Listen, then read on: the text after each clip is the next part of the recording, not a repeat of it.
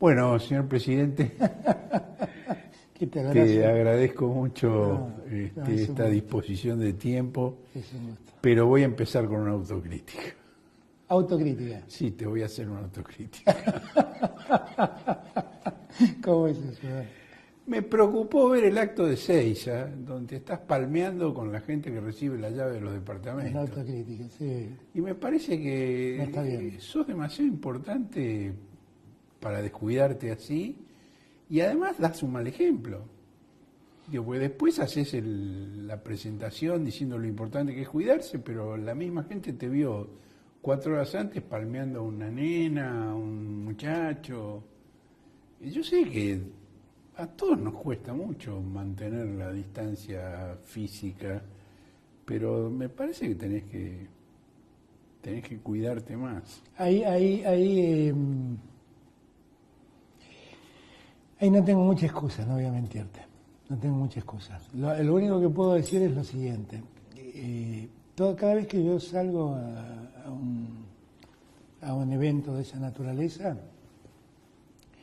tengo, como yo digo, siempre una suerte de ducha portátil de alcohol que la gente no ve. Pero hay alguien que está permanentemente al lado mío llenándome de alcohol. La gente no lo ve, eso está claro. Eso es bueno, eso es Eso bueno. eso no lo ve. También es cierto que todos usamos mascarillas, que tratamos de no darnos la mano, sino por ahí palmear un hombro. Y son cosas que efectivamente, tenés razón, debería evitar, pero que tiene que ver con el momento, ¿no? Es No, yo sé muy que difícil yo contenerse sé que es porque muy difícil. bueno, esa gente estuvo esperando 5 años poder llegar a su casa y la tienen, y vos no sabés la emotividad que hay en esos actos. Es muy impresionante, muy impresionante. Se percibe. Muy sí. impresionante. Pero lo tomo en cuenta y prometo Bueno. ser más cuidadoso.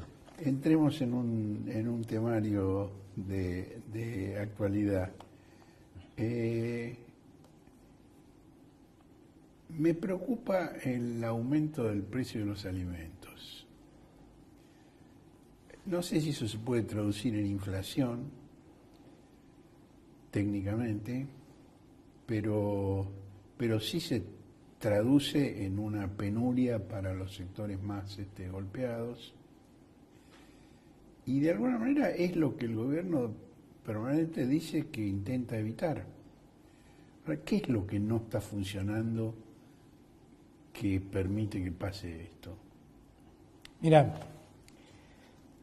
nosotros tenemos los precios cuidados muy instalados en los grandes centros de compra, los supermercados, los hipermercados. Allí los precios cuidados están funcionando.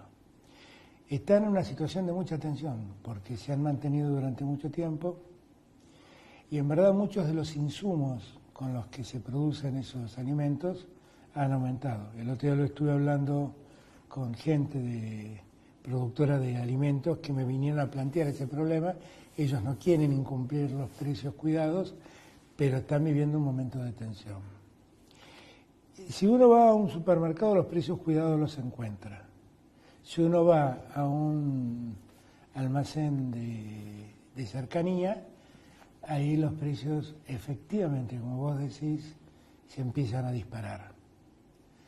La causa por la que en frescos, en claro, vegetales, en todo muy notorio. en ¿no?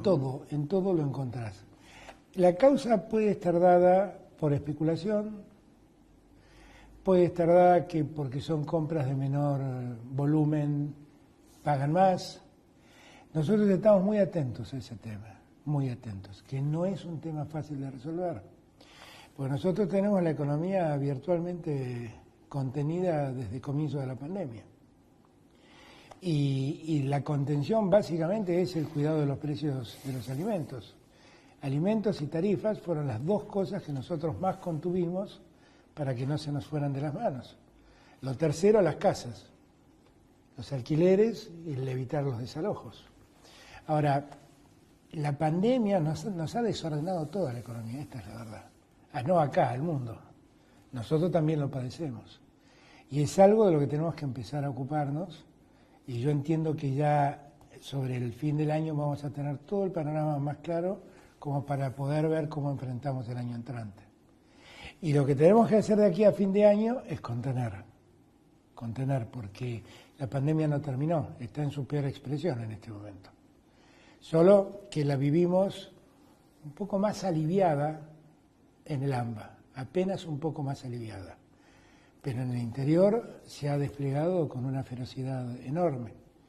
Y entonces allí hay que prestar atención. En el interior además padece más ese aumento de Estamos precios. llegando a 500 muertos por Claro, día. claro, es muy grave, ¿no? es muy grave. Pero eso también, no quiero ir a la pandemia ahora porque seguramente me querrás preguntar algo después, pero la pandemia a su vez, en el interior del país, los precios a su vez en el interior del país, todavía es más complicado, porque el interior tiende a crecer en precios, en muchos casos, por el precio de transporte que hay de Buenos Aires al interior. Acá se produce mucho alimento que va al interior, y pasan cosas muy ilógicas, qué sé yo, que se ordeñen las vacas en Córdoba, vengan a Buenos Aires, se elabore y vuelva a Córdoba elaborada, la leche. Ese tipo de cosas que son todos costos adicionales que se le ponen al alimento, en el interior repercute muy negativamente. Bueno, vi que había dos proyectos en ese sentido para evitar justamente esos desplazamientos. Uno era del ex intendente de Areco, Paco Durañona, sí, y el otro, si no recuerdo mal, de INTA. Sí, y yo los apoyo. De procesamiento de la leche en origen, in situ, en origen, ¿no? Claro, y porque nosotros vemos, por ejemplo, Chaco tiene una enorme cuenca lechera. La Pampa hace eso, La Pampa ya lo hace el gobierno de La Pampa. Nosotros necesitaríamos que los alimentos esenciales, que cada lugar los pueda producir, claro, los frescos los pueda producir, que los pueda producir, porque no tiene mucho sentido. ¿Y alguien está trabajando en esa línea? Estamos trabajando con el INTA, estamos trabajando con Desarrollo Económico, para ver cómo podemos evitar esto. Esto que yo acabo de plantear es un ejemplo permanente de Ahora, además me parece que hay otro fenómeno que es el agua que eleva todos los botes, ¿no? Y eso sí ya tiene que ver con la inflación. Y me parece que tiene que ver con por un lado, con la medida de reducción de las retenciones, que naturalmente tiende a nivelar el precio externo con el precio interno, en un momento en que el precio externo está subiendo. Es decir, la función de la retención, aparte de allegar recursos al Estado, tiene el objetivo de contener el aumento de los precios internos. Sí. Ahí me parece que, no sé qué evalúan ustedes, yo tengo la impresión de que esa reducción de las retenciones ha sido más efectivo para la disparada de los precios que para la liquidación de exportaciones retenidas. La baja importante de retenciones ocurrió básicamente en los aceites, no tanto en la producción primaria, que se ha reducido a 3 puntos solos. Claro, el diferencial. Además, claro, y además sobre la soja, que es un producto que la Argentina no consume, se exporta directamente.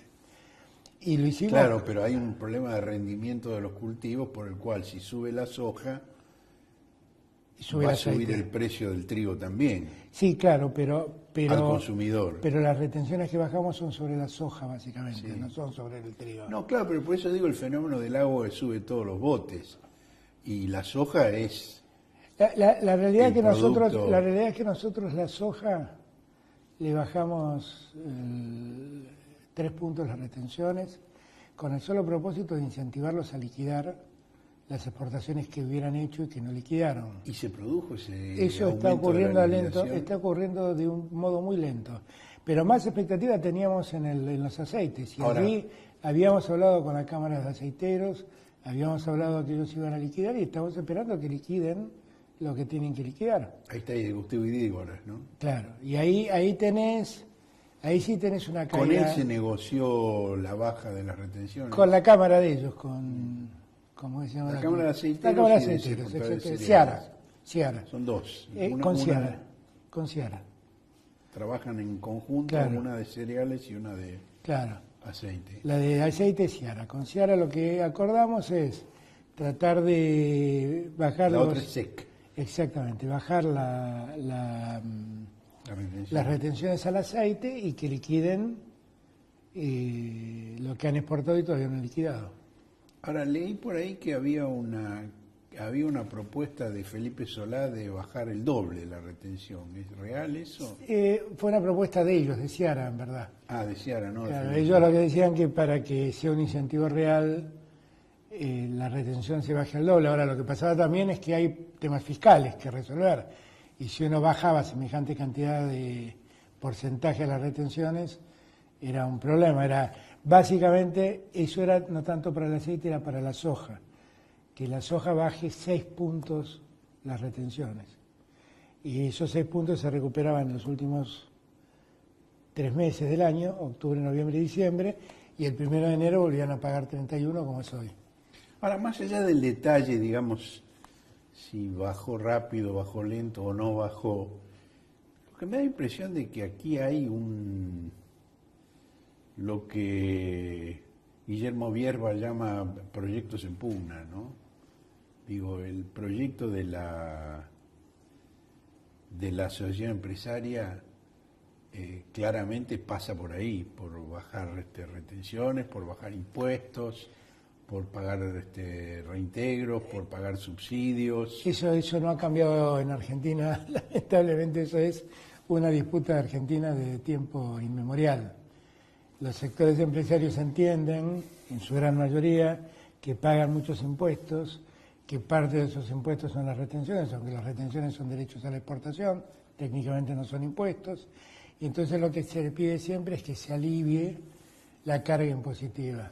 Cuando uno habla de cargar... En el pliego que presentó la Unión Industrial, Claro, también siempre, está lo mismo. Siempre lo plantean. Lo que pasa es que la realidad indica que cuando, por ejemplo, hablamos de bajas en la retención de alimentos, como podría ser el trigo, o de impuestos a los alimentos, lo cierto es que eso nunca se traslada al precio. Lo cierto es que eso se convierte en utilidad de la empresa. Eso está absolutamente demostrado por lo que la historia dice. Cuando uno le baja el precio del IVA, por ejemplo, para poner un ejemplo cualquiera, a un producto alimenticio y lo baja del 21 al 10, esos 11 puntos que deja de pagar se convierten en utilidad del empresario, no se convierte en una baja del precio. Siempre es igual, siempre es igual. Entonces,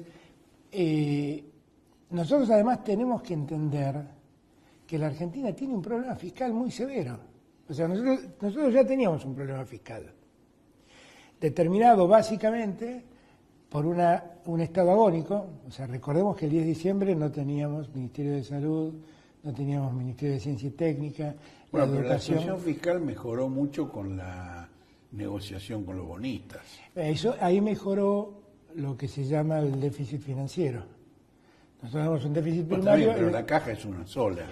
Sí, es verdad. Con el Digo, déficit. esa diferenciación entre déficit primario y déficit financiero es una Pero argucia de quienes comparto- defienden el endeudamiento. Comparto lo que decís, 100%. Pues siempre te piden que bajes el déficit comparto, primario comparto lo que decís. y ustedes hicieron lo contrario, mantuvieron el déficit primario, No, pero que- redujeron el claro, déficit es que financiero. en verdad, Esa es una buena jugada. claro, pero en verdad, ¿qué te quiero marcar? Nosotros teníamos alrededor de 6 puntos de déficit fiscal, de los cuales 4,5 puntos eran déficit financiero y 1,5 punto era déficit primario, como se llama. Para que la gente nos entienda, el déficit primario es lo que el Estado que entra y lo que entra sale. y lo que el Estado paga, ¿ok? Y esto es intereses de la deuda.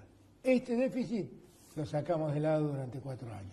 Y pasaron del 1,5% al 4,5% Sí, de déficit y primario. es muy posible que crezca de acá a fin de año, porque nosotros todavía seguimos pagando ATP, seguimos pagando asignaciones. Se va a renovar el ATP. El ATP se va a renovar y estamos viendo si no hace falta hacer un IFE 4 para terminar el año tranquilos. Entonces, lo que se nos ha incrementado mucho es el déficit primario, eso es cierto, pero se nos ha incrementado como consecuencia de que vivimos una pandemia impresionante y porque además tuvimos que poner en marcha un Estado absolutamente obsoleto, un Estado absolutamente ausente. Vos pensás solamente que al llegar nosotros no había Ministerio de Salud, no había Ministerio de Ciencia y Técnica, y yo marco estos dos ministerios fundamentalmente. Pues son muy importantes. Y porque fueron centrales en la pandemia. En la pandemia, la ciencia y la tecnología nos permitió tener test rápidos, por ejemplo, producidos en Argentina. Y nos permitió, los científicos y tecnólogos y técnicos argentinos, nos permitieron poder desarrollar PCRs a una gran velocidad en Argentina. Y gracias a Dios que existieron y se mantuvieron esos científicos que, pese al maltrato que recibieron durante los años anteriores, persistieron en su vocación. La verdad es que debemos agradecérselos siempre. Y tuvimos que poner en marcha un Ministerio de Salud. Yo a veces cuando lo escucho hablar al ex ministro... A Rubinstein. Yo me asombro. Qué caradura que es Yo me ese asombro. muchacho. Yo me asombro. Pero además, no solo porque dejó caer el Ministerio de Salud, sino porque dejó Los vencer millones de vacunas millones de vencidas vacunas que aparecieron. Claro, es increíble, increíble. Yo me Increíble. acuerdo un episodio que vos recordarás porque tenés edad para recordarlo, que es toda la agresión que se hizo contra el gobierno de Alfonsín por los pollos de Mazorino. ¿Cómo no voy a acordar? ¿Cómo no me Bueno, voy a acordar? es un episodio equivalente a este. ¿Cómo no me voy a acordar? Un episodio equivalente a este. Si Para me regular permitís, los precios se compró una vacunas, cantidad. exactamente. Después la producción mejoró y los pollos polacos quedaron ahí congelados hasta que se efectivamente, pudrieron. así es un caso parecido. Y Mazorín fue estigmatizado hasta el día de hoy. Eternamente. Y Rubinstein habla lo más tranquilo como No, si no, fuera- hable de cátedra. Sí, sí. Es muy impactante eso. Sí. Pero, digo, nosotros tuvimos que finalmente poner en marcha todo eso. Mirá, Axel, cuando llegó a la provincia de Buenos Aires, en el Gran Buenos Aires tenía 970 camas. Ahora hay 2000 y pico. Hay 2000, casi 2100. Ahora, en el punto de máxima tensión, llegó a ocupar alrededor de 1500 camas. Eso, si no se hubiera hecho esa ampliación de camas de terapia intensiva, lo que hubiera significado es que Hubiera, 600 personas, el 30% el 30% de la gente hubiera no quedado hubiera tenido. atención sanitaria. Entonces, muchas veces cuando la gente se pregunta ¿para qué sirvió la cuarentena? Para eso, para que el 30% de la gente que en el Gran Buenos Aires necesitó la asistencia sanitaria pudiera tenerla. Y esta es una prueba muy elocuente. Ahora, esto que pasó en el Gran Buenos Aires pasó en todo el país. Nosotros, el Estado Nacional solo, puso en todo el país más de 3.000 camas de terapia intensiva.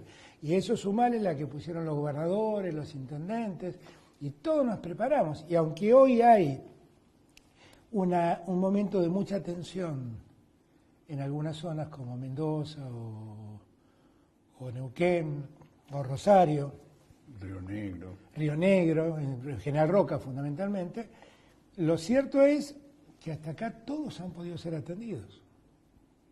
No, en Cuando- Jujuy no. En En Jujuy la gente se está muriendo en las casas. ha bajado mucho la atención en Jujuy. Sí, hace unos días ha bajado un poco. Ha bajado mucho. Pero lo de Jujuy es tremendo. A Jujuy le pasó- Entierros clandestinos. A Jujuy ¿no? le pasó que Jujuy estuvo 110 días sin casos. Al Y principio. claro, y el gobernador se confió. Esta es la verdad. Bueno, la comitiva del gobernador en el viaje a La Quiaca es la que trajo el virus a la provincia. El gobernador se confió. No vino del AMBA el virus en Jujuy, vino de Bolivia por la comitiva del gobernador, que pasaron de La Quiaca a Villazón a hacer compras. El gobernador, y ahí fue el estallido. El gobernador ahí, yo creo que se confió en esa confianza que se dio. El tema se le fue de las manos. Pero hay que reconocer que hizo algo que otros gobernadores no hicieron, que fue cerrar Jujuy durante 21 días. Y eso le permitió volver a retomar el control. Yo a veces cuando veo situaciones de estrés como las que vive Mendoza y la resistencia del gobierno de Mendoza a volver atrás, yo siento que el peligro es muy grande. El de Córdoba también.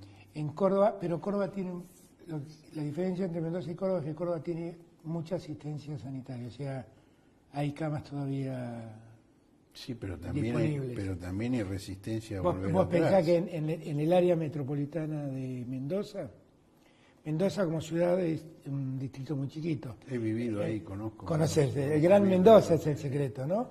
Bueno, en el Gran Mendoza, en ese aglomerado urbano, casi el 95% de las camas están utilizadas. Por eso, en Córdoba, sin embargo, está en el orden del 75-80% y la cosa se está todavía 80% manejando. también Es muy alto, también. es muy alto, pero no es el 95%.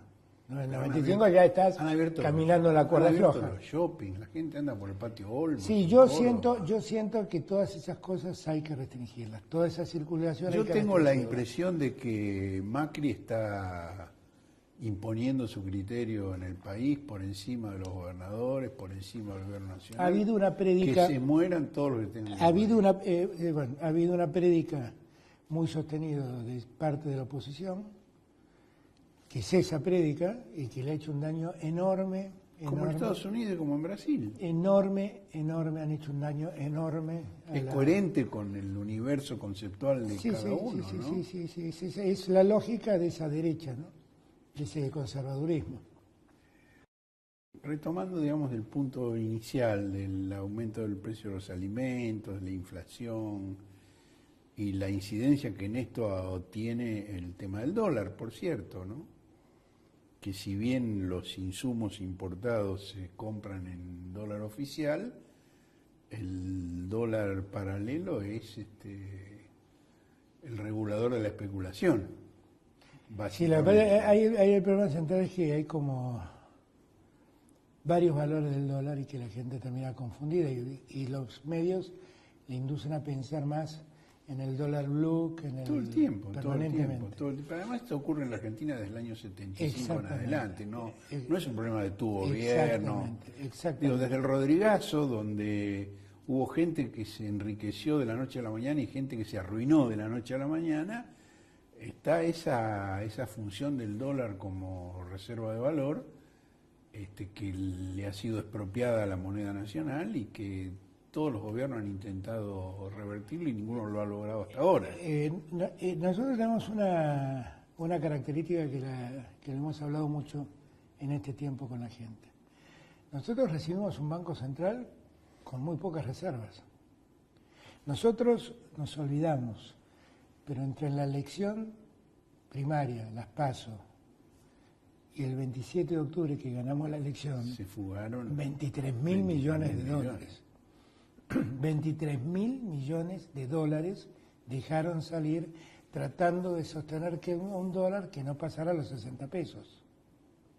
23.000 millones de dólares. Nos dejaron A pesar que vos le había dicho que 60 estaba bien. Claro, porque yo traté de ponerle un ancla para que dejen de salir los dólares. Pero no fui muy exitoso, no te voy a decir una cosa por otra. La realidad es que se fueron los 23.000 millones de dólares y cuando nosotros llegamos en diciembre, lo que nos encontramos es un banco central lánguido, sin reservas, vacío. Y en eso nosotros quisimos empezar a ordenar el tema. ¿Y con qué situación nos encontramos? Nos encontramos con un escenario de pocos dólares, o sea, las disponibilidades de dólar de libre disponibilidad son bajas y nosotros queremos privilegiar el uso de esos dólares para comprar insumos para la importación fundamentalmente. Hay una demanda sostenida de argentinos que quieren claramente ahorrar en dólares y a nosotros disponer dólares para el ahorro nos cuesta, por eso existe ese dólar que llamamos dólar ahorro, que paga el impuesto país y paga un 35% como anticipo de ganancias. Ahora, está el dólar blue y el contado con liqui. El contado con liqui es un mercado muy, muy pequeño, que mueve aproximadamente 20 millones de dólares, no mueve más que eso. Sí, pero va con el semáforo delante. Porque los diarios además lo levantan como un mercado muy importante. El dólar blue tiene en este momento un problema. Ese es un mercado ilegal, claramente, que también está teniendo carencia de dólares. Porque el dólar blue, ¿de dónde se hacen los dólares habitualmente? Del turismo. O sea, viene un turista y va a una cueva, vende sus dólares. No hay turismo. Claro, no hay turismo, hay menos dólares. Hay menos dólares, el dólar tiende a subir. Es un juego de oferta y demanda. No es un mercado muy grande tampoco, porque precisamente tampoco hay demasiado dólar para ofrecer. Y cuando nosotros cortamos el juego de los que cobraban del Estado el auxilio y se iban a comprar dólares para después venderlos. O recibían el Claro, crédito. claro, después venderlos y se hacían de la diferencia. Cuando cortamos esa mecánica, se achicó aún más la oferta del dólar. Pero igual no baja. Y no baja porque el dólar tiende a subir, justamente, porque hay menos dólares. Hay menos dólares para ofrecer. Como hay menos dólares, es más caro. Ahora, nosotros estamos viendo... Bueno, pero eso supone un mercado de competencia perfecta y no lo es. Es un mercado... Yo tengo la impresión de que esos precios están fijados de antemano por grandes operadores, que no dependen de... Hay un poco de todo. De la oferta y la demanda. Hay un poco de todo. Parece que... Hay un poco de todo. Lo que yo sí creo es que nosotros debemos tender a ordenar este mercado de las divisas. O sea, el mercado está muy desordenado. De hecho, hay 4 valores de divisas. El dólar oficial, el dólar ahorro, el dólar blue, el contado con liqui. Y nosotros tenemos que tender a ordenar eso. Y estamos trabajando. Es cierto que el ministro de Economía y el presidente del Banco Central han tenido posiciones divergentes en torno a esto. Yo no diría que son posiciones. Yo participé de todas las reuniones. Ha habido, como pasa en nuestro gobierno, debate. Nos oímos, tomamos una decisión y la cumplimos. El que tiene la última palabra sobre la decisión a tomar es el ministro de Economía. Yo sigo creyendo que tiene que haber una cabeza que defina, y es el que tiene la capacidad de definir la macroeconomía. Y ese es Martín.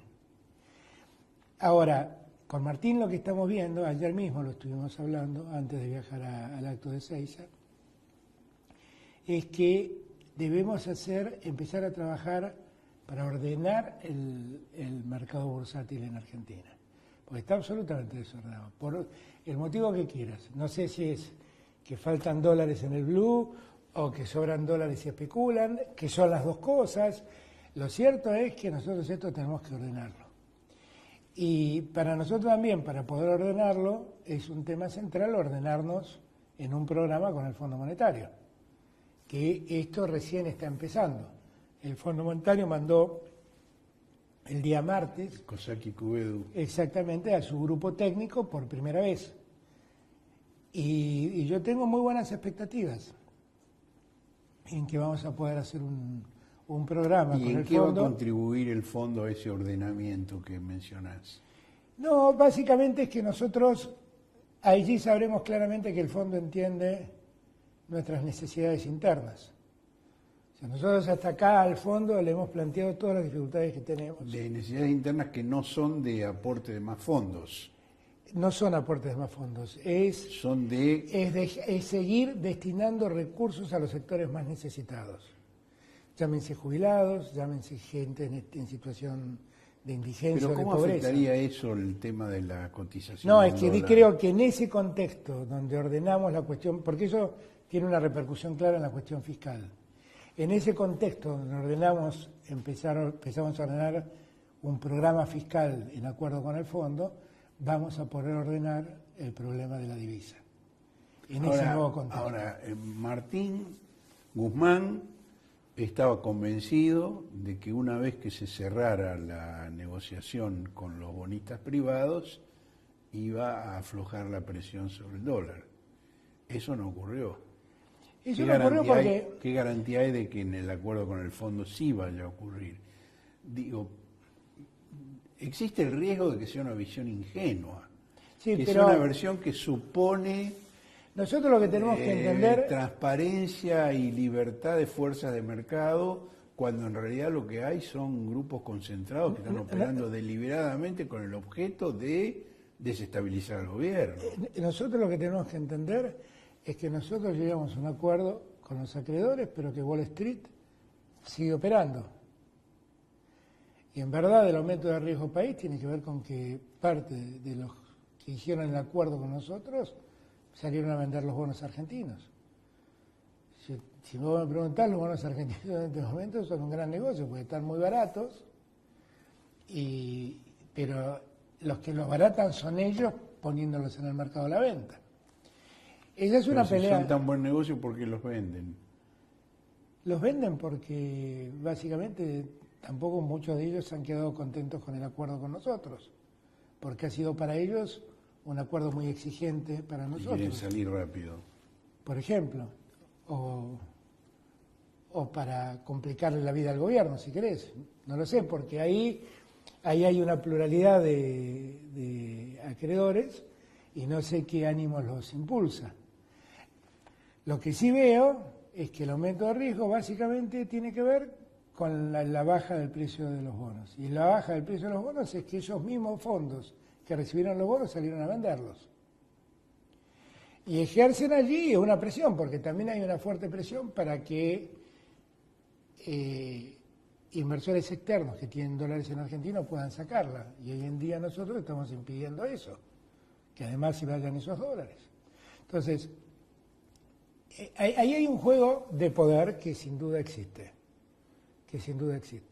La idea que nosotros tenemos es que en el marco de un programa con el... Ahora, paremos un poquito ahí. Existe esa pugna de poder. Estamos acordando sobre este punto. Ahora, para enfrentar eso, ¿no hace falta una coalición social más consciente, más organizada, que permita resistir eso? Porque, por ejemplo, el 9 de julio vos hiciste ese acto con distintos sectores empresariales y sindicales. Inmediatamente la CGT se reunió con la AEA, que es justamente el núcleo central de esa pugna de poder. Vos interviniste ahí, esto lo hemos hablado, lo he publicado incluso, le recriminaste a Daer que haya hecho eso, Daer se rectificó, hizo una serie de declaraciones, pero la semana pasada, en la nota que hizo el diario La Nación sobre la preparación del acto del 17 de octubre, allí hay dirigentes sindicales que dicen, aunque no le guste a Máximo Kirchner, vamos a seguir trabajando con la EA y estamos elaborando un borrador para presentarle al gobierno con la EA. Es decir, vos tenés una fuerza que históricamente ha sido la llamada columna vertebral, que está trabajando con el enemigo. A ver, la CGT, por ejemplo, recibió al Fondo Monetario Internacional. Con buenos planteos. Con muy buenos planteos Sí, y lo dando vi. un apoyo expreso y definitivo al gobierno nacional. Sí. Yo la verdad no sé. En la CGT hay de todo. En la CGT hay de todo. Hay gente que nos quiere, gente que no nos quiere, gente que nos quiere unidos, gente que nos quiere separados. En la CGT hay de todo. Bueno, y también plantean en esa nota que el acto del 17 va a ser un acto para fortalecer al presidente frente a Cristina. No. Lo dicen ellos. Bueno, no importa. Pero ahí me superás, porque eso es lo que escribe La Nación, que es uno de los medios que más quiere... Eso es lo que gente de la CGT le dice a La Nación. Claro, pero digo, también admitamos... La Nación, dentro del periodismo de guerra, es el único que hace honor a los dos términos. Periodismo y a la guerra. Sí, también hacen periodismo, cosa Claro, que no hace Clarín hace muchos años. Lo que digo es que el acto del 17 es un acto de todos nosotros, somos el frente de todos, es un acto de todos. Es un acto de recordación a una fecha muy importante para el peronismo y para los movimientos populares, porque allí de algún modo nació el gran movimiento popular que tuvo la Argentina. Si alguien está pensando en hacer un acto para que yo tome distancia de Cristina, se equivoca, porque no lo voy a hacer. Como no haría un acto para distanciarme de nadie, porque lo que más necesitamos es estar unidos y juntos. Unidos y juntos. Hoy le escribí a Máximo para ver si el lunes podemos comer juntos y charlar un rato. No está en mi cabeza la posibilidad de que eso ocurra. Si lo que quieren es fortalecer al gobierno a través de mi persona, bienvenido sea. Pero fortalecer el gobierno, que nos fortalezcamos todos. Todos. El gobierno. El gobierno. Me conocés hace muchos años, recién recordábamos. Y yo, la verdad, siempre he descreído de los personalismos. Siempre creo en los proyectos como proyectos colectivos. En este tiempo me ha tocado a mí estar al frente del timón. Pero yo soy parte de este proyecto y a este proyecto una vez me fui, 2 veces no me voy. Este es mi último proyecto. Y es el proyecto de que todos juntos no permitamos que el conservadurismo vuelva a hacerse cargo de la Argentina nunca más. Nunca más. Si hay algún compañero en la CGT que piensa que la solución es tirar a otro compañero o a otra compañera por la ventana, conmigo no cuenten. Porque aquí hacemos falta todos. Hablando de todos, ¿me podés contar lo que opina sobre esto Roberto Labaña? Roberto cree que es muy importante que Cristina y yo estemos muy unidos. Me lo dijo expresamente. Y además haciendo un análisis parecido al que estamos haciendo ahora. Y creo no estar faltando a la reserva que debería tener. Roberto sabe cuánto valoro su opinión. Y expresamente me dijo, mira, hay muchos que quieren que vos tomes distancia de Cristina, pues sería lo peor que le puede pasar al país. Y yo creo lo mismo. Yo creo lo mismo. No, eso no significa que Cristina y yo pensemos exactamente igual en todo, porque seguramente no pensamos igual en todo, como no pensamos por igual en todo entre vos y yo, pero en lo central, en lo básico y en el compromiso central no tenemos ninguna fisura. A mí me impresiona la obsesión que los poderes fácticos, que los poderes económicos tienen con Cristina. A mí también. Te voy a contar una cosa que voy a publicar al lado de este reportaje en la edición del Cohete del domingo. Hay un litigio entre 2 de las mayores empresas del país vinculadas con Mauricio Macri por Cristina. ¿Cómo es eso? Se han presentado en el Tribunal Arbitral de la Bolsa de Comercio para discutir el pago de la venta de las empresas de la familia Macri a la familia Mindlin. Mindlin no quiere pagar las cuotas que le faltan y Calcaterra se las reclama en el Tribunal Arbitral de la Bolsa de Comercio. Calcaterra dice, Mindlin dice que no paga porque en el contrato de venta decía que se modifica el pago si se produce default soberano y que se produjo con la CUNSA. Calcaterra contesta que eso era el contrato original, pero que hay una adenda que figura como anexo 10 de la demanda en el tribunal arbitral que dice, por default soberano se entenderá el regreso de Cristina Fernández de Kirchner al presidente de la República. Creerlo. Sí, señor. Sí, señor. Ah, no puedo creerlo. Sí, señor. Increíble. Están Porque obsesionados vos con decís, Cristina. no sé si voy a ayudar a Midlin o a Calcaterra con lo que voy a decir. Pero en verdad el default soberano... Se ayudan solo los dos. No, pero digo, el default soberano ni siquiera ocurrió con la CUNSA. El default soberano ocurrió en enero del 2018. Claro. Que fue el día en que los mercados le dijeron no te presto más Claro, plata. cuando deciden ir al fondo. por Exactamente. supuesto. Ahí ocurrió el default soberano. Y Cristina no tenía nada que ver. Es más, acababa de ganar una elección, Macri. Sí, claro. Acababa de ganar la elección de octubre del 2017. Sí, claro. Así ahí, pobre Cristina. Pero no mirá sé- hasta qué punto están obsesionados con Cristina. Ahora, es impactante. Es impactante. Yo El default es cuando te dejan de prestar cuando no puede pagar y cuando llega Cristina. Exactamente. Qué impresionante. Y Mindlin, yo me comuniqué con Mindlin, después de ver los documentos me comuniqué con Mindlin, y le dice, no, esa cláusula la pidió Calcaterra, mandó un correo pidiendo esa cláusula, pero nosotros nunca la aceptamos. Y en cambio, Calcaterra dice, ¿cómo? Yo voy a pedir esa cláusula que implica que no me van a pagar. Obviamente la pidió él. Eso es lo que están discutiendo. Es increíble, es extraordinario. Me parece que claramente están definidos dos campos, dos proyectos. Lo que no sé si todos de nuestro lado tienen claro cuáles son esos proyectos y dónde se para cada uno, ¿no? No, yo creo que la inmensa mayoría de nosotros entiende dónde estamos parados. Y todos tenemos un común denominador, que eso sí creo que no hay dudas, que es que no podemos permitir volver a favorecer el desarrollo del conservadurismo en Argentina. Qué generoso sos llamarle conservadurismo a eso, ¿no? Sí, es parte de mi vocación de diálogo. Estás realmente buscando cerrar la grieta. Es parte llamarle conservadores. Es parte de mi vocación de diálogo. Digo, pero lo que digo es que lo que creo que hay es que muchos sienten que hay más de un camino para llegar a ese objetivo. Y eso está muy bien. Porque a mí me parece que una de las cosas que mata a la política es el fin del debate. O sea, cuando dejamos de debatir, la política se muere.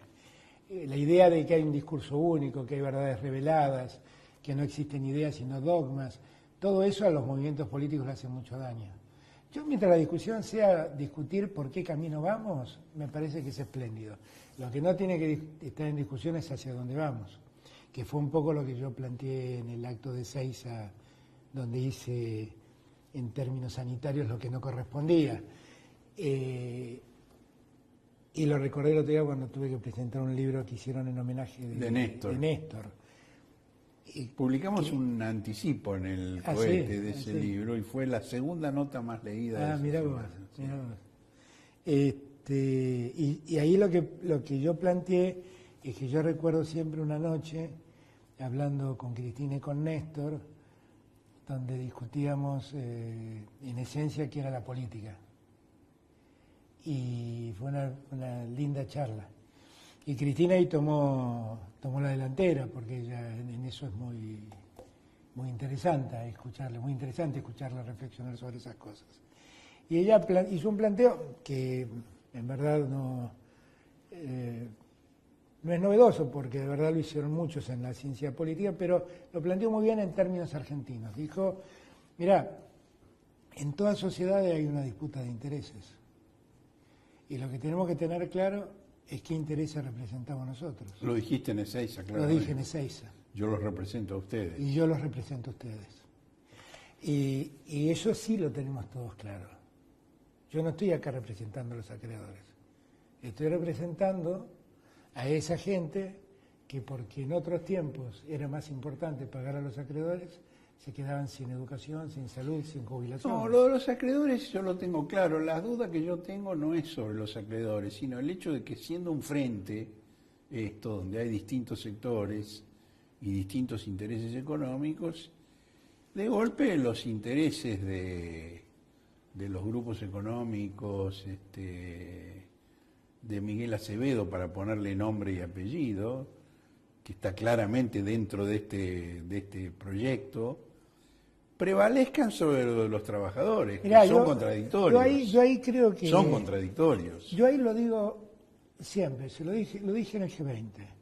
Lo dije el otro día en una charla que hicimos con la Cámara de Inversores norteamericanos en Latinoamérica. Y lo digo siempre. Mira, yo creo que el coronavirus ha demostrado la debilidad del sistema económico que tenemos. O sea, apareció un virus y se llevó puesto la economía del mundo. Esa economía, ¿por qué era tan débil? Esa economía era débil porque la pobreza subía por ascensor y la riqueza subía por escalera.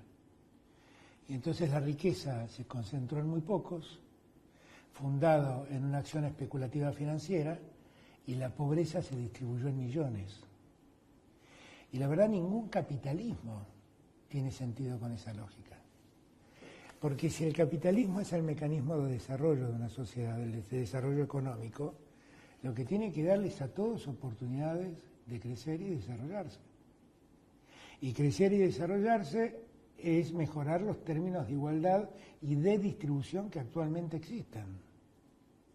Si nosotros, después de todo lo que nos pasó, vamos a reconstituir la lógica de desarrollo que la Argentina tenía, no aprendimos nada. Esto, te digo, se lo digo a todos los empresarios. Yo lo tengo claro, pero la UIA, el proyecto que presentó, no tiene claro eso. Piden baja de impuestos, piden aumento de subsidios. Claro, viste que esto es como las demandas judiciales. Piden congelación. Esto es como las demandas judiciales. Uno pide 10 para ver si obtiene 20. Para ver si obtiene 2.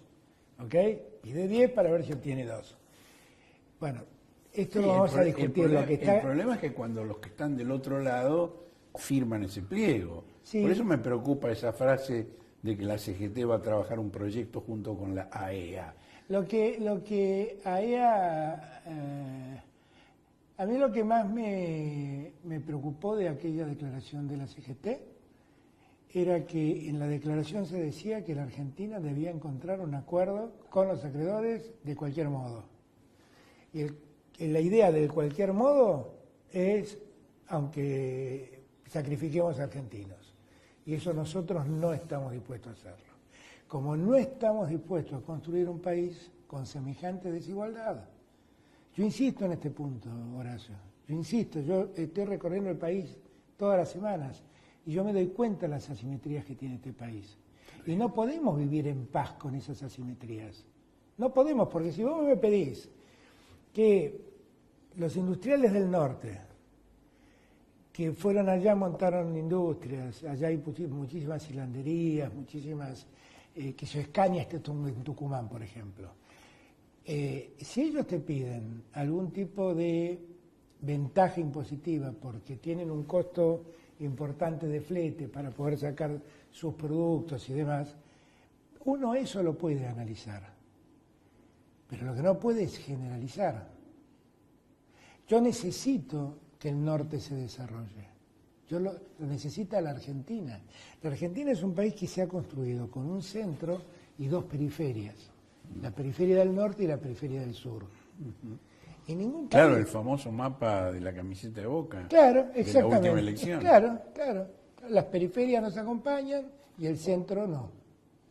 Ahora, ese país del centro es el país que piensa que sobran 20 millones de argentinos. Y para mí no sobra ningún argentino.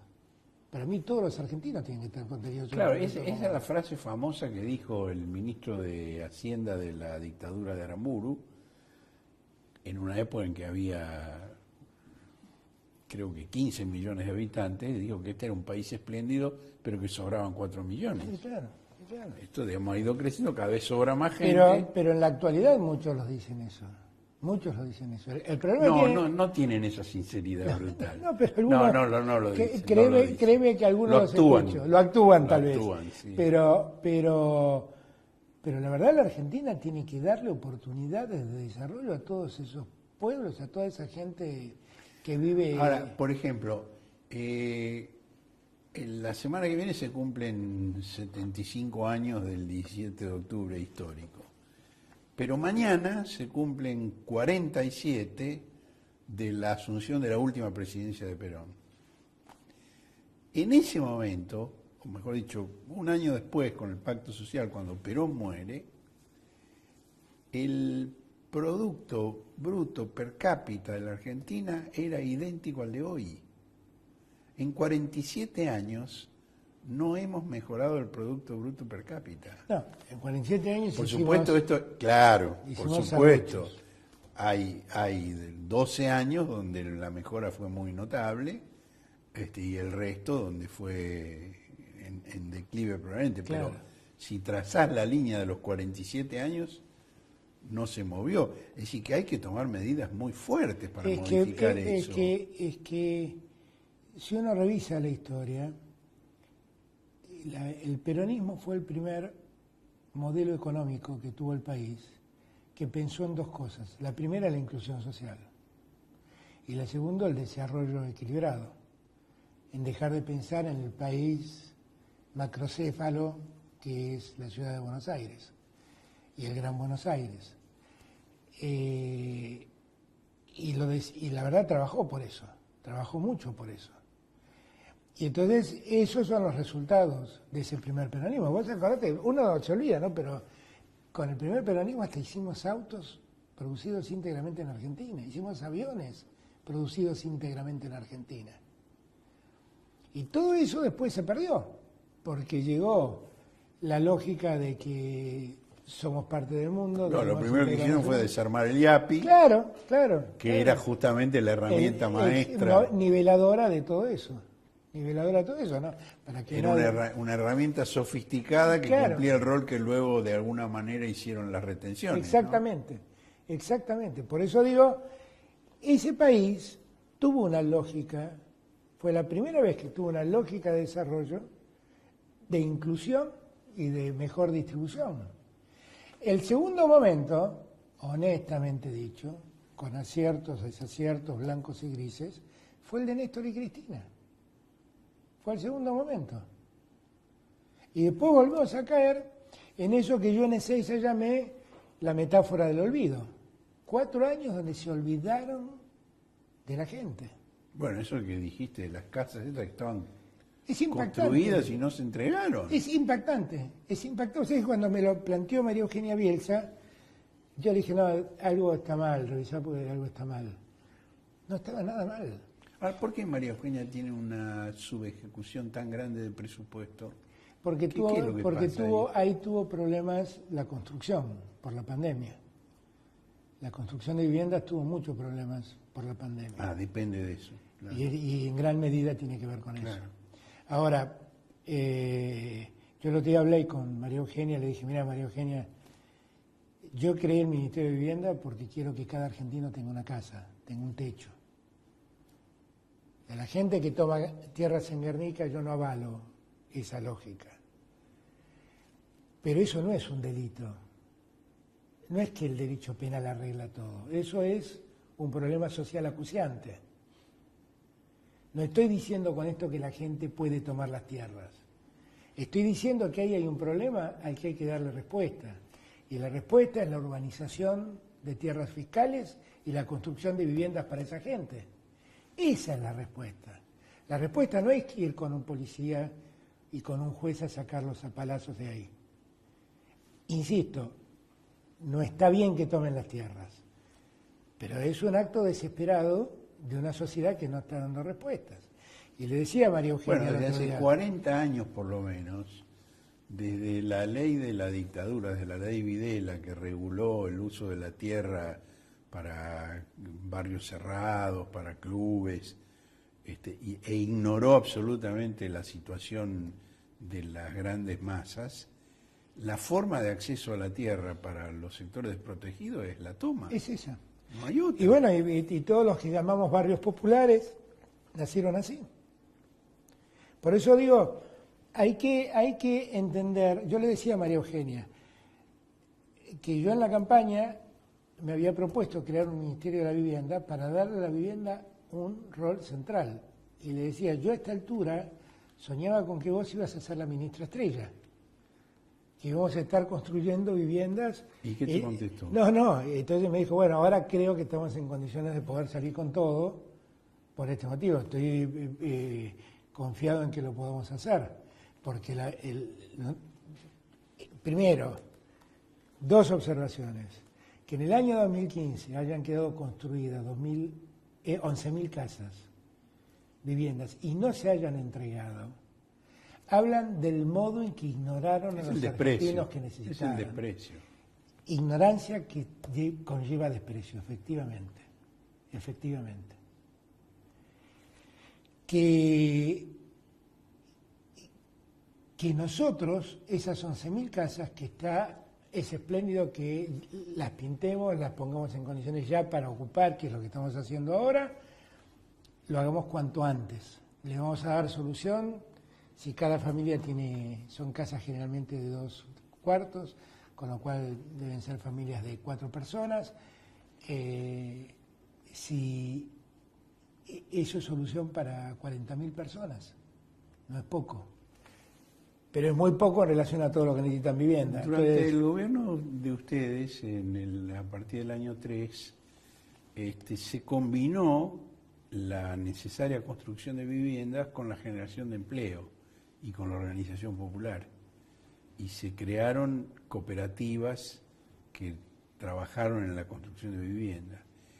El caso más notable, que yo conozco bien porque lo he estudiado, es el de Jujuy, con la Tupac Amaru y Milagro Sala, que lo está pagando como presa política desde hace pronto 5 años, mientras se ha paralizado totalmente la construcción de vivienda en esa provincia y los radicales te van a putear si no me contestás esto que yo voy a decir. Porque la otra vez cuando lo llamé carcelero de Milagro Sala se ofendieron con vos, no conmigo. Sí. Conmigo dan por descontado que yo soy incurable. Y Morales no se le ocurre nada mejor que reformar la Constitución y el Código Penal por decreto. La Constitución Nacional, la Constitución Provincial y el Código Penal Nacional lo reformó por decreto. sí, no sé muy bien qué fue lo que hizo. Y dio un decreto por el cual establece unas reglas para, es decir, prohíbe el indulto de femicidas, que es algo que no existe. Nunca nadie indultó a un femicida. Es un gesto del Trump de la Puna, el Trump de la Puna, que muestra también, digamos, el respeto por las instituciones. Ahora defendelo para que no te masacren los radicales. No, digo que si hubiera querido ser más republicano, él hubiera simplemente eliminado el derecho al indulto que tienen los mandatarios, ¿no? Que es una rémora de la monarquía, que es lo que yo creo. En verdad yo creo que un presidente no debe indultar a nadie, que eso es una rémora de la monarquía. Ni a Milagro Sala. Es una rémora de la monarquía esa. Yo espero, lo de Milagro acaba de llegar a... Yo sigo muy de cerca el tema de Milagro Sala, que todos lo sepan porque tampoco me gusta la política de clases. Ahora ha llegado a la Corte. A la Corte Suprema de la Nación. Y espero que la Corte pueda revisar cómo se actuó. Sí, porque además han sido procesos aberrantes, ¿no? Pero yo espero que la Corte... Yo no debo hablar mucho de esto, vos sabés que tengo ciertas limitaciones como presidente. Sí. Pero espero que la Corte pueda revisar esto, pueda ver qué ha pasado con esto. ¿Cómo va el trabajo de la comisión asesora sobre la Corte, el Consejo de la Magistratura? Está funcionando a pleno y muy bien, y muy bien. La verdad es que lo voy siguiendo y estoy muy contento con los actores que son parte de esa comisión, porque los aportes han sido infinitos y las reflexiones son de las mejores. Y me dicen que hay propuestas de ampliación del número de miembros. Hay de todo, algunos que proponen eso, otros que proponen, pero el tema de la Corte recién se está empezando. Se trató ya el Ministerio Público, el Ministerio de la Defensa, el tema del Consejo, y recién ahora están introduciéndose al tema de la Corte. Hay de todo, están trabajando con total libertad y con total autonomía. Y la verdad lo están haciendo muy bien. La verdad lo están haciendo muy bien. Para mí, a mí me va a servir de mucho para mejorar y formar opinión sobre muchas cosas. ¿Cuál es tu expectativa sobre la decisión de la Corte respecto de la designación de jueces a dedo? Esa Corte donde tiene 2 miembros designados a dedo y una tercera conservada a dedo. A ver, a mí lo que más me gustaría es que la gente entienda de lo que estamos hablando para que después entienda lo que va a resolver la Corte. Hay jueces en la Argentina que se llaman jueces federales. Son jueces que intervienen cuando el Estado es parte, básicamente, cuando un funcionario es parte o cuando están afectados los intereses del Estado. Esos jueces federales están distribuidos a lo largo de todo el país. Tienen distintas competencias algunos. Por ejemplo, hay jueces federales en lo penal económico y jueces federales en lo penal criminal y correccional en la capital. Hay jueces orales, hay jueces de cámara. En lo contencioso administrativo, en lo contencioso y en lo demás. comercial. ¿Qué es lo que ha pasado? En determinado momento, en los años de Macri, para evitar los concursos, hoy un juez o un fiscal se designa previo concurso. Tiene que hacer un concurso de oposición y antecedentes. Y en función de las notas que sacan, quedan calificados. El Consejo de la Magistratura le manda al presidente una terna y dice, estos son los 3 mejores para ocupar este cargo. El macrismo lo que hizo en algún momento es aprovechar una vieja institución que existe en la justicia, que es el de los traslados. Los traslados siempre se hicieron entre jueces de la misma jerarquía. En el caso típico, para que la gente me entienda del traslado, pensemos en una cámara. Una cámara de apelaciones tiene salas. Cada sala tiene 3 miembros. En la sala 1, el miembro A se pelea con el miembro B. Entonces el miembro B pide ser trasladado a otra sala para mejorar la convivencia de funcionamiento. Esto ha sido admitido siempre, y no ha habido problemas. Pero lo que el macrismo descubrió es que por vía de traslados podría cubrir vacantes que a ellos les interesa cubrir. Entonces, por ejemplo, dijo... Bueno, además no es casualidad que lo que se esté discutiendo en este momento sea el depósito de 3 paracaidistas en tribunales que tenían causa de Cristina, ¿no? Por ejemplo. Los designaron como fuerza de tareas, por ejemplo, con la misión específica de romper con el juez natural por y ejemplo, sancionar a Cristina, ¿no? Ese fue un caso peor todavía. El primer caso fue un caso donde sacaron 3 miembros de tribunales ordinarios, no federales, y los convirtieron en una sala federal. A eso la Corte se opuso y esa sala desapareció. Pero lo que estamos discutiendo ahora es la situación, primero, de 2 jueces que eran miembros de un tribunal oral federal y que pasaron a ser camaristas federales. Esos traslados son traslados que rompen con el principio de igualdad del cargo. Porque no es lo mismo ser un miembro de un tribunal... materia y de claro, funciones. no es lo mismo ser un tribunal oral que ser un camarista. Primero, son jerarquías distintas. Lo único que tienen igual es el sueldo. Claro, uno es un juez de primera instancia, el otro es un juez de cámara, de alzada. Es verdad, tienen el mismo sueldo, pero que tengan el mismo sueldo no quiere decir que tengan la misma jerarquía. Porque con ese criterio podría ser camarista federal, podría trasladar un secretario de la Corte y mandarlo a un tribunal oral o a la Cámara. Claro, no es un problema de sueldo, es un problema de la jerarquía. Uno es un tribunal de alzada, el otro no. En la Cámara, la Corte lo que dijo en la acordada número 7 es que había que reunir ciertas condiciones. Igual jurisdicción, igual competencia territorial, igual jerarquía. Jurisdicción quiere decir la materia sobre la que vos entendés. Los tribunales orales federales desarrollan juicios orales, es decir, le llegan procesados para desarrollar un juicio oral y ver si es culpable o inocente. Se dedican básicamente a analizar cuestiones de derechos de fondo. La Cámara Federal... Y la prueba que ya investigó... Claro, pero la prueba es para ver si es culpable o inocente. Eso es el derecho de fondo, ¿ok? La Cámara Federal nunca interviene en un juicio oral. La Cámara Federal lo que hace es ver cómo se desarrolla lo que se llama la etapa instructoria de la investigación.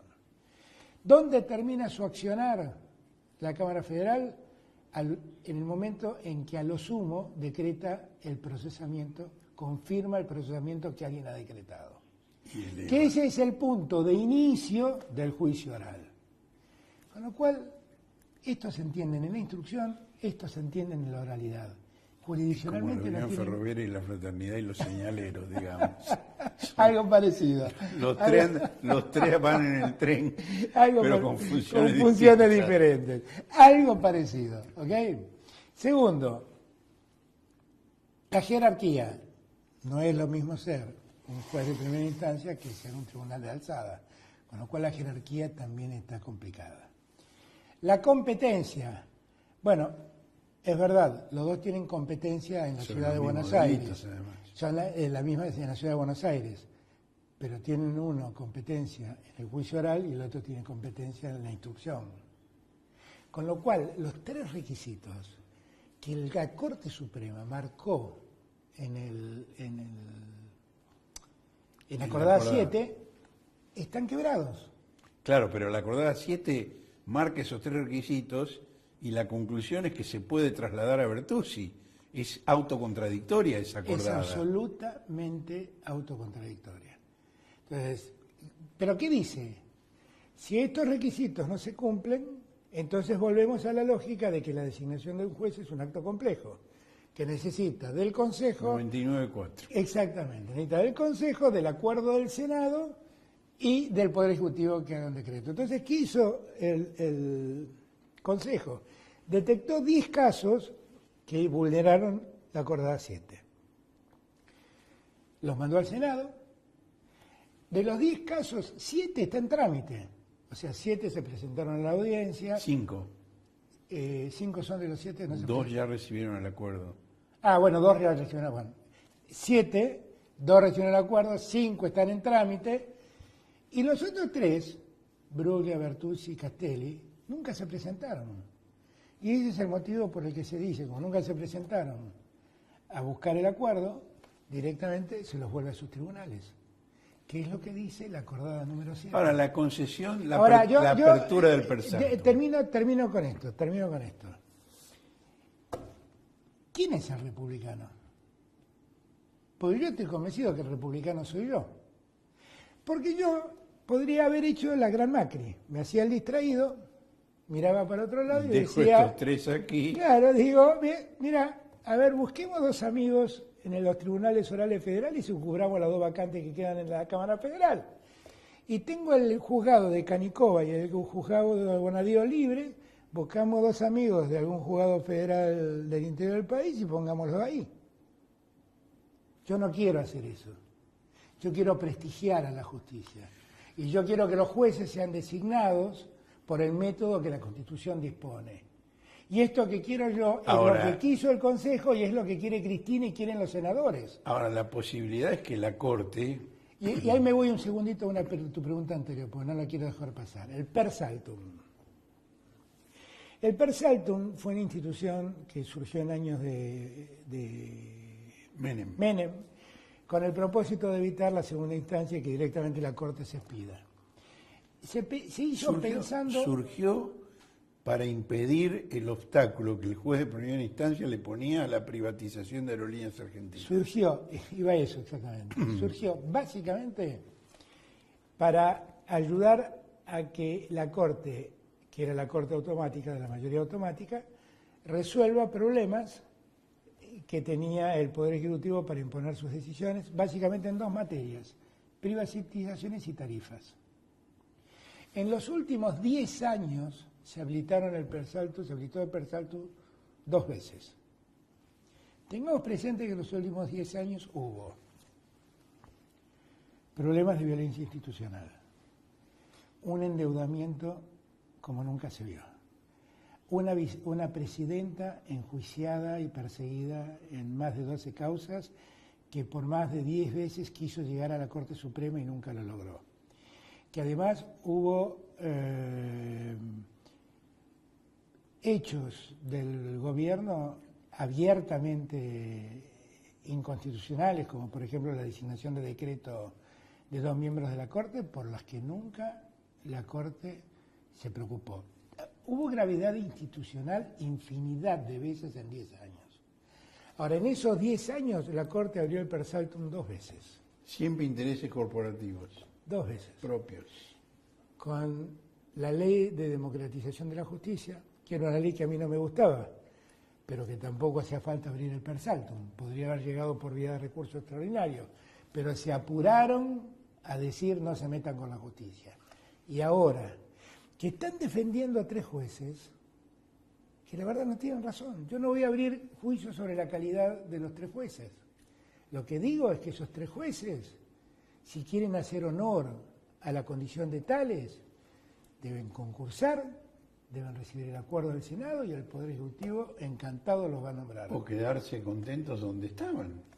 Pero si En aquel tribunal para el cual sí tenían claro, todos esos exactamente. cumplidos. Bueno, algunos de ellos ni siquiera el concurso había dado, porque alguno de ellos viene de la época de Menem, donde fueron Previa al designados, concurso. claro, donde no existía el Consejo de la Magistratura y fueron designados a dedo por algún ministro. ¿Ese cuál es de los 3? Ese es Bruglia. Bruglia. ¿Y cuál fue el instructor de la causa de la leche podrida o los guardapolvos de Gausa? No lo sé. ¿Fue ese mismo o fue otro No de lo los sé, 3? no lo sé, no lo sé, no lo sé. Que Pero lo que sé, comenzó así su carrera. lo que sí sé es que esta es la historia. Entonces, cuando yo lo que les pido a todos es reflexión. Es reflexión. Ahora, en la Corte, por lo que yo tengo escuchado, una de las hipótesis que está contemplando es darte la razón en todo lo que estás diciendo de ahora para adelante, pero considerar que en el caso de estos 3 tienen derechos adquiridos porque Pero ya... es que si tengo razón en todo lo que estoy diciendo, no puede ser que tengan derechos adquiridos alguien que no tiene razón. No, yo estoy de acuerdo con vos. Te cuento lo que escucho de la Corte. Yo no sé qué va a hacer la Corte, pero lo que digo es, si tengo razón en todo lo que yo estoy seguro de lo que estoy diciendo, ¿eh? Estoy convencido de lo que Y estoy además diciendo. la Constitución no contempla traslado de jueces. Yo No hay estoy un solo con- artículo que hable de traslados. Pero los traslados han ocurrido, en los casos que te conté. A lo largo de la historia han ocurrido. Y ha habido también casos Claro, excepcionales. siempre que las autoridades que tienen la facultad constitucional del artículo 99, inciso 4, no opinen lo contrario. Exactamente. Y ha habido casos excepcionales, como por ejemplo algún juez que por ahí está en algún lugar del interior del país y que por una cuestión familiar necesita afincarse en Buenos Aires para el tratamiento de un familiar, qué sé yo, y se dan esos traslados y se aceptaron cargos de igual jerarquía, esos casos y de competencias semejantes, esos casos se aceptaron. Pero esto es llenar los cargos que a mí me importan con mis amigos. Sí, pero además cargos que te importan para hacer una tarea que implica sustituir al juez natural, porque previamente Cargos que a mí me importan porque me van a juzgar a mí. Porque previamente echaron a los jueces que estaban allí. Además, porque habían fallado en contra de lo que me estoy olvidando de ese el detalle. expresidente dice que habían acordado. Me estoy olvidando de ese detalle, efectivamente. Digo, a Ballestero lo obligaron a jubilarse. A Fara lo trasladaron a otra sala, a otra cámara. Y a Freiler lo echaron con juicio político, Así fue. que se realizó mediante una trampa, porque no tenían el número del Consejo de la Magistratura. Así ocurrió. Y para impedir que jurara el senador que tenía que asumir, Lorenzetti lo retuvo 3 horas en la Corte para que no llegara en horario Yo insisto y el siempre. Consejo pudiera suspender a Freiler. Digo, es la mafia lo que estuvo en juego acá. Yo insisto siempre en este punto. Miren, lo que yo deseo es que los jueces recuperen el prestigio social que han perdido. Para recuperar el prestigio social que han perdido, tienen que volver a ser jueces. Y lo primero es hacer la carrera judicial como la Constitución manda.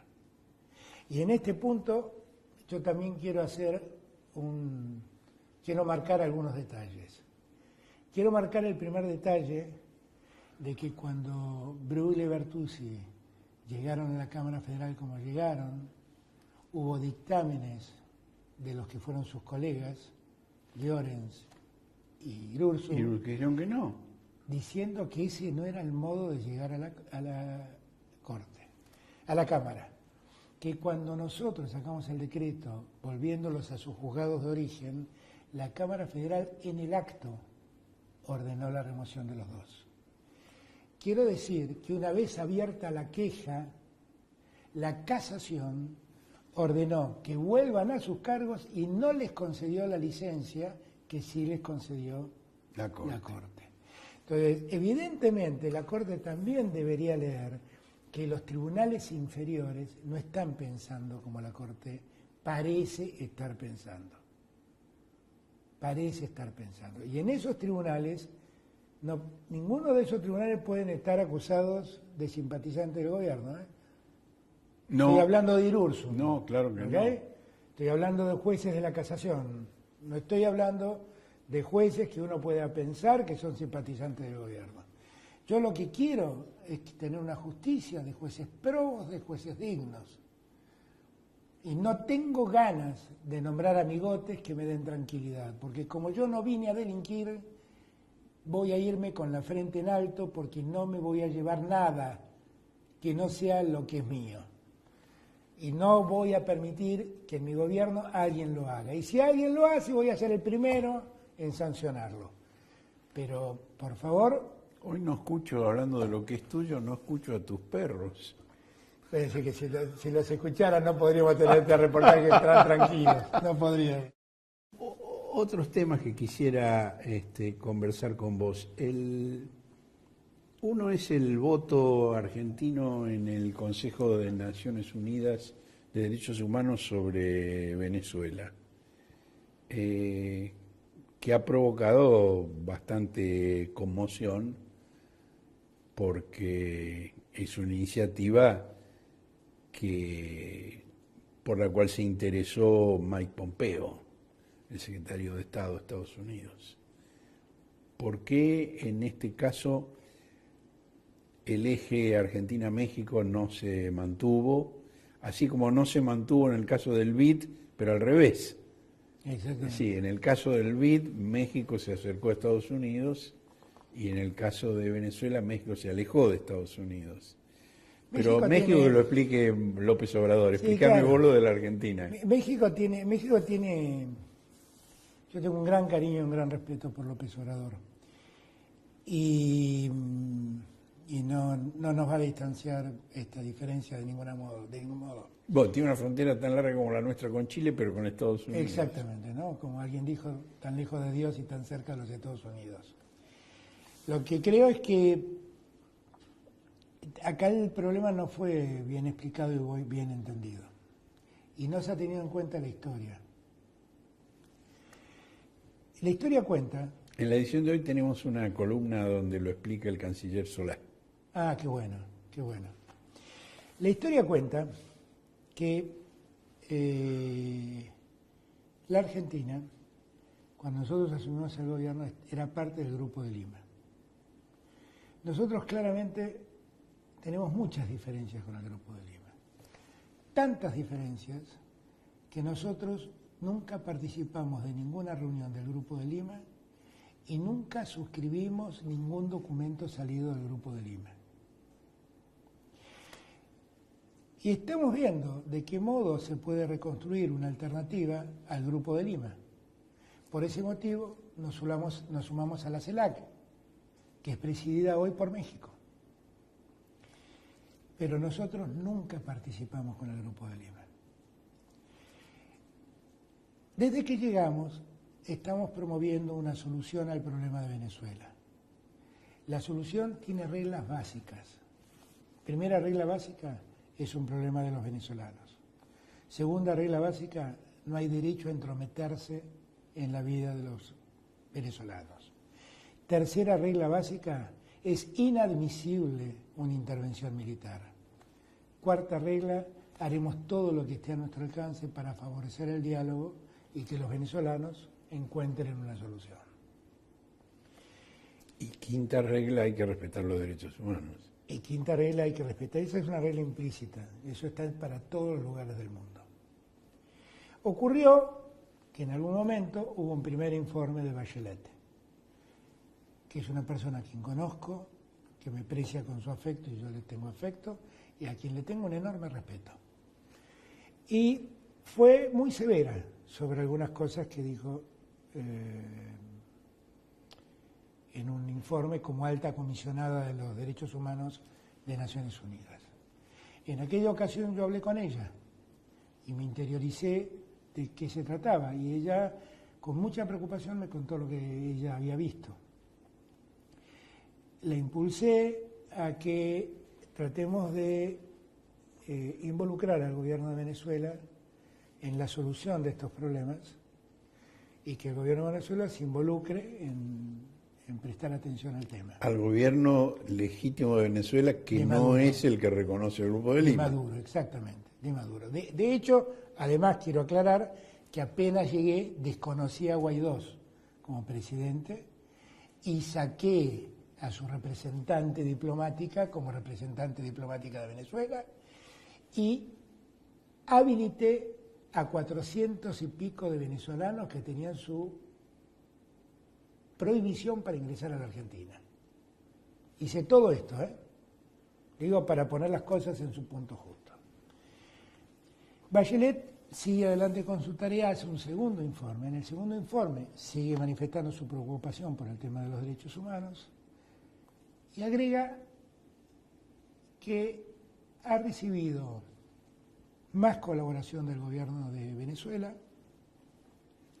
marca inclusive un número de funcionarios que hoy en Venezuela están siendo procesados por violaciones a los derechos humanos o por violencia institucional, y dice que hay que seguir adelante con el trabajo y recomienda que se establezca una oficina permanente del Alto Comisionado de Derechos Humanos en Venezuela para seguir adelante con la tarea. En el mientras tanto, nosotros, por invitación de Josep Borrell, el canciller europeo de la Unión Europea, nos sumamos al grupo al grupo de contacto. Y pedimos que México se sume con nosotros. Y los dos nos sumamos al grupo de contacto. México, Noruega, Suiza y la Unión Europea. Exactamente. En el grupo de contacto nosotros planteamos lo que venimos planteando siempre. Y el grupo de contacto cambió de posición y empezó a acompañarnos. Empezó a promover el diálogo, empezó a decir no a la intervención Bueno, eso militar. recuerdo que lo hablaste con Pedro Sánchez en el viaje que hiciste antes de con asumir, todos los con lo Merkel. hablé con Macron, lo hablé con Merkel, lo hablé con Conte, lo hablé con Sánchez, lo hablé con Borrell.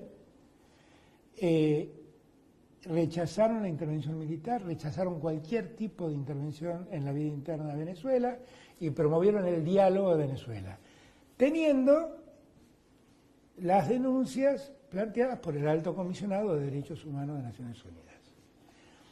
En ese contexto, el Grupo de Lima le pide a Naciones Unidas la formación de una comisión especial para que investigue el tema de Venezuela, porque empezó a sentir que quedaba desplazado. y que Bachelet estaba diciendo que Maduro estaba colaborando.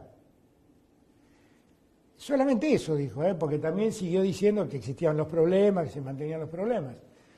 Entonces, pide Bueno, y califica algunos de los hechos como crímenes de lesa humanidad. Esa es la comisión, no Bachelet. Bachelet no. No Bachelet, esa es la comisión que se crea a instancia del Grupo de Lima.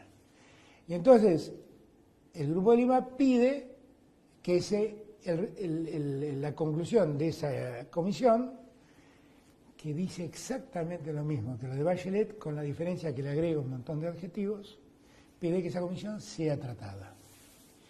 Nosotros, esa comisión dio lugar a dos dictámenes, uno promovido por Venezuela, donde la verdad no atiende suficientemente las recomendaciones del Alto Comisionado de Derechos Humanos, y otro, la propuesta del Grupo de Contacto, donde dice hay que prestar atención a lo del Alto Comisionado y a lo que dice esta comisión. Si vos escuchás el discurso de nuestro embajador...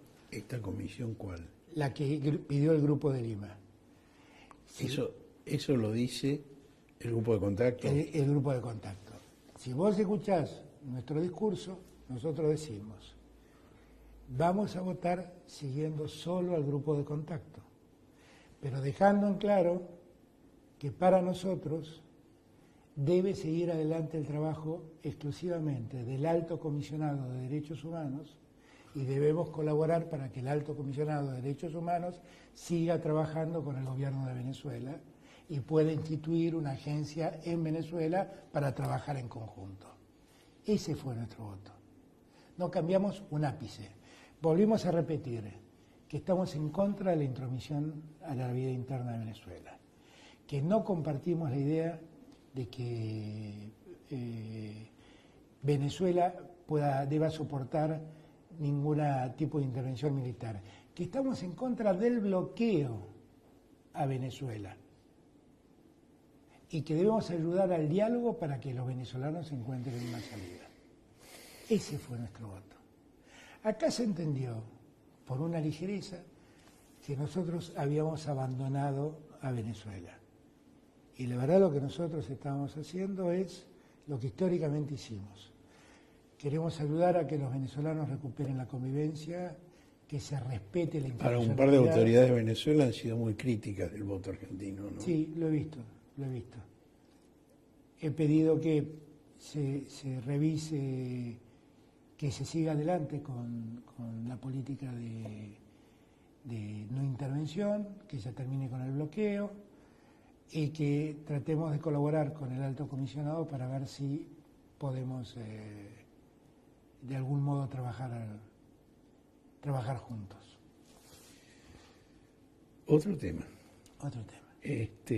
Perdón, y quiero aclarar una cosa, porque nosotros en esta materia tenemos una política muy clara. Porque si no todo se confunde. Para mí, la materia de derechos humanos es una materia central. Si en algún lugar se está cuestionando, yo quiero saber qué es lo que pasa para que no ocurra. En la Argentina costaron 30.000 vidas. Entonces, para mí no es un tema menor. Y los problemas de los derechos humanos no tienen ideología. Si se violan, se violan. Yo no me escapa que detrás también de todos los planteos a Venezuela hay un planteo geopolítico, hay un interés expreso de los Estados Unidos, hay una guerra desatada por los Estados Unidos, más con fundamentos comerciales que políticos. Nada de eso escapa a mí. Pero eso es una cosa y el problema de los derechos humanos es otra. Y además hay una selectividad de países. Exactamente. Digo, Colombia está viviendo una crisis humanitaria pero a mí me hablan, de derechos humanos gravísima. Pero a mí me dicen eso y Bolivia. A mí en el caso de Bolivia nosotros nunca hemos reconocido el gobierno de Bolivia. Cuando participé del Grupo Sur, del Grupo del Mercosur, pedí que Bolivia no sea invitada, perdí en la votación, di mi charla y cuando habló la presidenta de Bolivia me levanté y me retiré. Nosotros hemos recibido en la Argentina a todos los exiliados bolivianos. Empezando por Evo, a quien entre López Obrador y vos le salvaron la vida. Exactamente, ¿no? Y lo haría 1000 veces más de ser necesario. En Ecuador hemos recibido todos los ecuatorianos perseguidos por el gobierno de Lenín Moreno y les hemos dado asilo a todos los que nos lo han pedido. Digo, no es que nosotros tenemos una política de desatención de esa realidad. No, ustedes no, por supuesto. Por eso a mí me dolió tanto, tal como se plantearon las cosas con el tema de Venezuela. Me dolió mucho porque me pareció muy injusto y que además no tiene que ver con nuestra historia. Bueno, nuestra historia de compromiso con los derechos humanos es de siempre. Vos me conocés hace 35 años y me planteás al día de hoy tu preocupación por las cárceles en Argentina. ¿Y qué digo? ¿Que sos un traidor? No. Hay una lucha constante y un respeto constante por los derechos humanos y eso no debemos perderlo. ¿Va a haber más cambios de gabinete de los que ya ha habido? ¿Qué cambio de gabinete? Bueno, renunció Adriana Puigros en Educación. Adriana es asesora mía. Lanciani en Energía. Por ahora no tengo previsto cambios en el gabinete. No los tengo previstos. Yo creo que el gabinete ha hecho un trabajo impresionante. Lo que pasa es que la angustia que nos causa la pandemia no nos deja ver lo que hemos hecho. Es impresionante. Si vos revisás, gracias a todas las medidas que nosotros tomamos, evitamos que 1,5 millones de personas hoy estén debajo de la línea de pobreza. Si vos revisás el porcentaje de desempleo durante la pandemia en el trabajo formal... Pero es lo que se dice siempre en las redacciones. La noticia no es cuando llega un avión, la noticia es cuando se cae. Cuando vos ves cómo se mantuvo el trabajo formal en Argentina cayó 2,5. Lo mismo que cayó en promedio el trabajo formal en toda Europa. 9 millones de personas fuimos en auxilio de gente que estaba fuera del sistema. Eso es el IFE. La verdad, en el medio acordamos con los acreedores. Porque pudimos acordar con los acreedores, pudimos gastar todo esto que gastamos. Porque nosotros hemos gastado... Mira, ayer habíamos hecho la cuenta. Cerca de 700.000 millones de pesos se fueron al interior del país a dar auxilio al interior del país. Sí, lo mencionaste en la reunión con los gobernadores. Es el 48% de la coparticipación que reciben. O sea, recibieron una coparticipación y media, para decirlo de algún modo. Sí. No me arrepiento, es lo que debía hacer. Ahora, todo esto lo hice con este equipo. En el medio tenemos problemas, tenemos el problema del dólar, queremos que haya menos pobres, queremos que el trabajo se active más rápidamente, queremos encontrar la vacuna, queremos que se vaya la pandemia, todo eso queremos que hacer más viviendas. Yo, lamentablemente, el otro día tuve una reunión con los gobernadores y el gobernador de Neuquén dijo algo que creo que un poco a todos nosotros nos conmovió. Somos los gobiernos de la pandemia, con todo lo bueno y todo lo malo que eso implica. La última. El ministro Trota cumplió la orden que le diste de presentarse a la Oficina Anticorrupción para explicar sus sociedades offshore. Sí. Y las explicó y él las tiene en la Oficina Anticorrupción analizándolas. Yo quiero, mira, yo siempre cuento la historia. Cuando era abogado tenía consultores del exterior, o sea, gente del exterior o empresas del exterior que me consultaban sobre lo que pasaba en Argentina. Nunca quise abrir una cuenta en el exterior, nunca.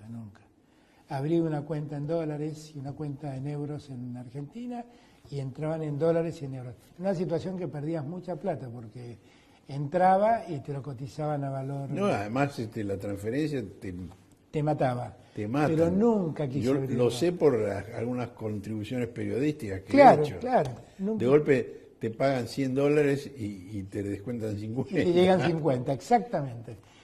Preferí eso antes de que alguien pudiera decir alguna vez que yo tenía una cuenta en el exterior. Yo, la verdad es que nací en este país, quiero este país, creo que los que abrazamos la política debemos dar el ejemplo. Me acuerdo cuando hicieron... A los Kirchner no les encontraron nunca una cuenta en el exterior tampoco, ¿no? Tampoco. Cuando asumimos el gobierno, que se hicieron las declaraciones juradas de todos, algunos se quejó que el presidente finalmente era uno de los que menos patrimonio tenía. Y la verdad es que yo tengo el patrimonio de un hombre de la clase media. Tengo una casa que compré donde vive la mamá de mi hijo, con una oficina que tengo en Sociedad Comercial de Rosario, que fue nuestra oficina de toda la vida, un auto y un terreno donde alguna vez construiré una casa. Y listo. Pero es lo que cualquier ciudadano de la clase media tiene. Y yo ni me enorgullezco, ni me Pero como el avergüenzo. promedio no era 200 millones, como dijo Funes de Rioja. Claro, por eso digo, eso es lo que tiene alguien de la clase media. Y yo soy parte de esa clase media. Y estoy muy orgulloso. Es lo que viví bien. En verdad, no es el ahorro lo mío. Yo lo que tengo lo disfruto, vivo bien, si puedo viajar viajo y si puedo tener un lindo auto normal, lo tengo. Bueno, en estos 35 años que hace que nos conocemos, hemos tenido muchas idas y vueltas, pero lo que está claro es que somos las mismas personas. Así es. Te agradezco mucho, Alberto. Gracias a vos, Horacio, siempre. Gracias.